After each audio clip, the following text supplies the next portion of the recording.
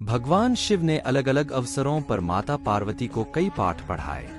भगवान शिव ने माता पार्वती के साथ जीवन के महान पाठ साझा किए जो हर इंसान के लिए आवश्यक हैं और उनका पालन करना चाहिए और बिना असफल हुए उनका पालन करना चाहिए। ऐसी ही शिव की कहानी सुनने के लिए हमारे साथ जुड़े, सब्सक्राइब करें और बेल आइकन दबाएं ताकि आप हमारे नए वीडियो से अपडेट रहें। पहला सबसे बड़ा पुण्य और सबसे बड़ा पाप। जब माता पार्वती ने भगवान शिव से सबसे बड़ा पुण्य और पाप के बारे में पूछा तो शिव ने संस्कृत के एक श्लोक के साथ उत्तर दिया, नास्ति सत्यत परोनानुर्तात पाटन परम। अर्थात मनुष्य का सबसे बड़ा गुण आदरणीय और सदा सच्चा रहना है, जबकि सबसे बड़ा पाप बेईमानी करना या ऐसे कृत्य का समर्थन करना है। एक व्यक्ति को हमेशा ऐसे कार्यों में लिप्त होना चाहिए जो ईमानदार और सच्चे हों और उनके होने की धार्मिकता को नुकसान न पहुंचाए। दूसरा, अपने प्रलोभनों को मत सुनो। जब माता पार्वती ने भगवान शिव से सभी कष्टों का कारण पूछा तो भगवान शिव ने पार्वती से कहा कि प्रलोभन ही सभी कष्टों का एकमात्र कारण है। संसार में 3 प्रकार के प्रलोभन होते हैं। 1. आंखों की वासना का अर्थ है भौतिकवाद, यह विश्वास की धन और संपत्ति जीवन में सबसे महत्वपूर्ण चीजें हैं। 2. शरीर की वासना का अर्थ है सुखवाद, यह विश्वास के जीवन में किसी भी चीज की तुलना में आनंद सबसे महत्वपूर्ण है। 3. जीवन का गौरव का अर्थ है अहंकार, अपने बारे में बहुत अधिक सोचना, यह सोचना कि आप किसी और से बेहतर या अधिक महत्वपूर्ण हैं। मनुष्य को एक के बाद एक चीजों के लिए दौड़ने के बजाय कर्म और शरीर के बंधन से मुक्ति पाने के लिए ध्यान और तपस्या का अभ्यास करना चाहिए। तीसरा, शक्ति ही सफलता में बाधक है। जब माता पार्वती ने भगवान शिव से पूछा कि मनुष्य अपने कार्यों में असफल क्यों होता है, तो भगवान शिव ने बताया कि आसक्ति ही सभी समस्याओं का मूल कारण है। आसक्ति और प्रेम ठहराव की ओर ले जाता है और सफलता में बाधा डालता है। जब आप दुनिया के सभी मोह और प्रलोभनों से मुक्त हो जाते हैं तो ऐसा कुछ भी नहीं है जो आपके जीवन में सफलता प्राप्त करने से रोक सके। अलग होने का एकमात्र तरीका है कि आप अपने मन को प्रशिक्षित करें और इसे इस मानव रूप की अस्थायीता को समझें। चौथा, अपने कार्यों को बुद्धिमानी से चुनें। शिव ने पार्वती से कहा कि लोगों को कभी भी किसी भी प्रकार की कार्रवाई में लिप्त या संबद्ध नहीं होना चाहिए जिसमें शब्दों, कार्यों और विचारों या मन के माध्यम से पाप शामिल हो। मनुष्य जो कुछ भी काटता है वह उसी का फल है जिसे उसने खुद बोया है। उसका भाग्य उसके कार्यों का परिणाम है।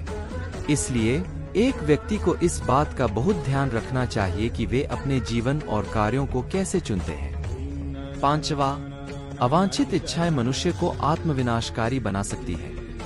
जब माता पार्वती ने भगवान शिव से पूछा कि मनुष्य को आत्मविनाशकारी क्या बनाता है, तो भगवान शिव सबसे महत्वपूर्ण शिक्षा देते हैं कि जीवन में कभी भी किसी भी चीज के प्रति आसक्त नहीं होना चाहिए। ज्यादा इच्छा न करें, क्योंकि इच्छाएं जुनून की ओर ले जाती हैं और जुनून अंततः आत्मविनाश का कारण बन सकता है। अवांछित इच्छाएं मनुष्य को आत्मविनाशकारी बना सकती है। छठा, समस्या के प्रति आपका दृष्टिकोण मायने रखता है। जब माता पार्वती ने भगवान शिव से पूछा कि जीवन में किसी भी समस्या का समाधान कैसे किया जा सकता है, तो भगवान शिव ने कहा कि समस्या से परे देखना चाहिए। समस्या कोई समस्या नहीं है, लेकिन समस्या के प्रति किसी के दृष्टिकोण से फर्क पड़ सकता है। हमें अपने दिमाग को समस्या के समाधान के बारे में सोचने के लिए पर्याप्त समय देना चाहिए और सभी पहलुओं से स्थिति को समझना चाहिए। इसलिए शांत रहें और समझ से समस्याओं को दूर करें। 7वां, अहंकार बुद्धि को नष्ट कर देता है। जब माता पार्वती ने भगवान शिव से पूछा कि वह क्या है जो मानव बुद्धि को नष्ट कर देता है, तो भगवान शिव ने बताया कि अहंकार मानस बुद्धि को नष्ट कर देता है। बहुत अधिक अहंकार आपको जिद्दी बनाता है और जब आप जिद्दी होते हैं तो आप दूसरे लोगों की नहीं सुनते हैं या उनकी सलाह लें। वे लोग जो आपसे बेहतर जानते हैं और शायद अधिक अनुभवी हैं। आपका अहंकार संभावित रूप से आपकी सफलता में बाधा बन सकता है और यदि आप किसी भी प्रकार के मार्गदर्शन को अस्वीकार करते रहते हैं तो आप खो सकते हैं।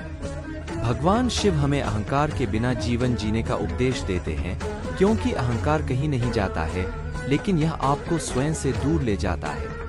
8वां, भौतिकवादी सुख अधिक समय तक नहीं रहता है। जब माता पार्वती ने भगवान शिव से पूछा कि वास्तविक सुख क्या है और किस प्रकार का सुख अधिक समय तक रहता है और क्या नहीं, तो भगवान शिव ने बताया कि खुशी से जीना इस बात पर निर्भर करता है कि हम अपने आंतरिक जीवन में कैसे हैं।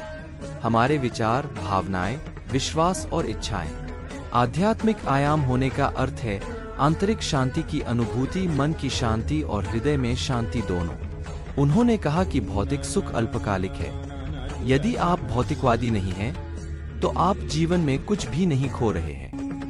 भगवान शिव के शरीर पर लगी राख इस बात का प्रतीक है कि जीवन में सब कुछ अस्थायी है। 9वां, एकाग्र मन के लिए ध्यान का अभ्यास करें।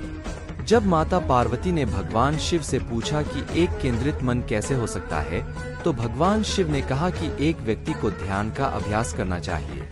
बहुमुखी स्थितियों से निपटने के दौरान एक ध्यानपूर्ण दृष्टिकोण के साथ वह उन्हें शांत दिमाग से संभालने में सक्षम होगा और विषय के बारे में बेहतर स्पष्टता होगी। 10वां, समय दुनिया की सबसे कीमती चीज है। भगवान शिव को महाकालेश्वर के नाम से भी जाना जाता है, समय के महान देवता। जब माता पार्वती ने भगवान शिव से